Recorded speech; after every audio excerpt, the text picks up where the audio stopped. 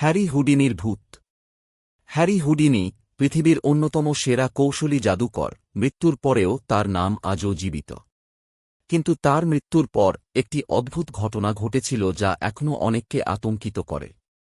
Houdini মৃত্যুর পর একটি প্রতিশ্রুতি দিয়েছিলেন, যদি তার আত্মা বেঁচে থাকে তাহলে একদিন তিনি ফিরে আসবেন এবং একটি সঠিক প্রতিক্রিয়া দিয়ে তার অস্তিত্ব প্রমাণ করবেন। কিন্তু কেউ জানত না তার আত্মা সত্যিই ফিরে আসবে কিনা।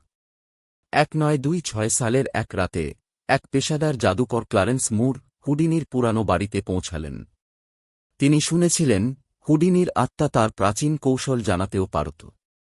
মুর প্রতিশ্রুতি দিয়েছিলেন যে তিনি হুডিনির আত্মাকে ডেকে আনবেন এবং সারা বিশ্বের সামনে এটি প্রমাণ করবেন। তবে তার জন্য ছিল এক ভয়ানক শর্ত, যে কোনো প্রকারের ভৌতিক শক্তি প্রতিটি পরীক্ষায় সফল হতে হবে। এক রাতে যখন মুর তার প্রদর্শনীর জন্য প্রস্তুতি নিচ্ছিল, বাড়ির বাতাস পরিবর্তিত হতে শুরু করল। ঘরের আলো নিভে গেল এবং তার চারপাশে অন্ধকার ছড়িয়ে পড়ল। এক অদ্ভুত ঠান্ডা অনুভূতি তার গায়ে এসে লাগল। তার চোখে ভেসে উঠল এক বিশাল অন্ধকার ছায়া, যা ধীরে ধীরে এগিয়ে আসছিল।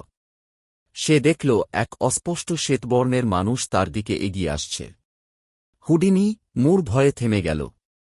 সে শোনে একটি গভীর গলার আওয়াজ, তুমি আমাকে ডাকেছ এবং আমি এসেছি।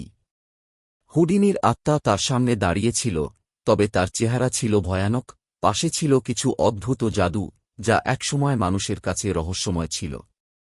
মুর চেষ্টা করল পালানোর, কিন্তু সে অনুভব করল তার শরীর যেন অচল হয়ে গেছে, অদৃশ্য শক্তির দ্বারা নিয়ন্ত্রিত।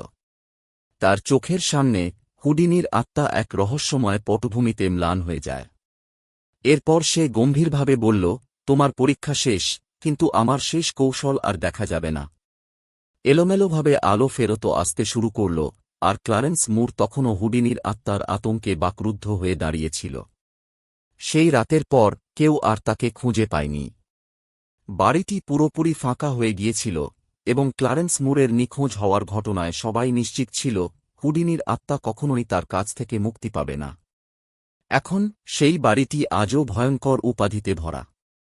হুডিনির আত্মা সেখানে ঘুরে বেড়ায়, প্রতিটি রাতে তার প্রমাণটি আরও একবার ভীতির সৃষ্টি করে।